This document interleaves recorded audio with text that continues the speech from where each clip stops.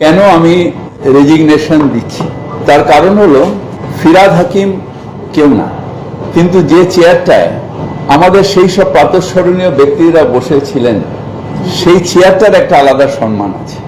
আমি নিজে যখন মেয়র ছিলাম দাপুটের সাথে চালিয়েছি, নিজেই পৌরমন্ত্রী, নিজেই মেয়র। এখানে যেটা স্যাংশন সেটাই ওখানে পৌর থেকে স্যাংশন করে নিয়ে এসে কাজ করা।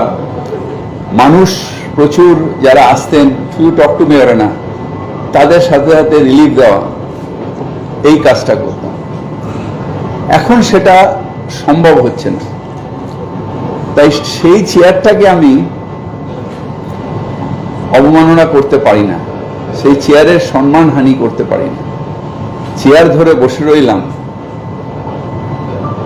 ঢাল নেই, তলোয়ার নেই, নিধিরাম সর্দার, সেই মানুষগুলো যারা হয়তো আমার থেকেও বেশি দাপুটে ওই মেয়রের চেয়ার চালিয়ে গেছেন, তাদের প্রতি অসম্মান।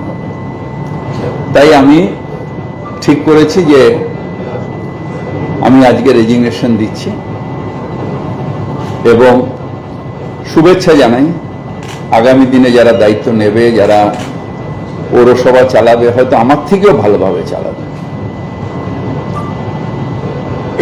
অনেকে ক্রিটিসাইজ করবেন, অনেকে অনেক কিছু বলবেন, কিন্তু স্বচ্ছভাবে পৌরসভা চালানো এবং মানুষের প্রত্যাশা পূরণ করা, এটাই কাজ।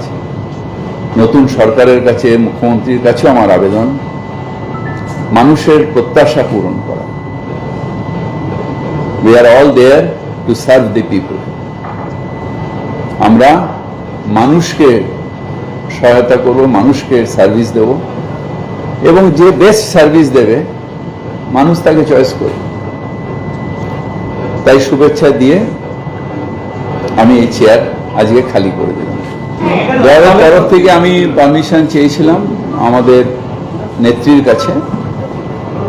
তিনি কয়েকদিন আগে আমায় বললেন যে সসম্মানে, আমি বললাম সসম্মানে চলে যেতে চাই, তার কারণ এই চেয়ারে বসে যে কাজটা আমি করেছি এখন চেয়ারের অমর্যাদা হচ্ছে। উনি আমাকে বললেন ঠিক আছে।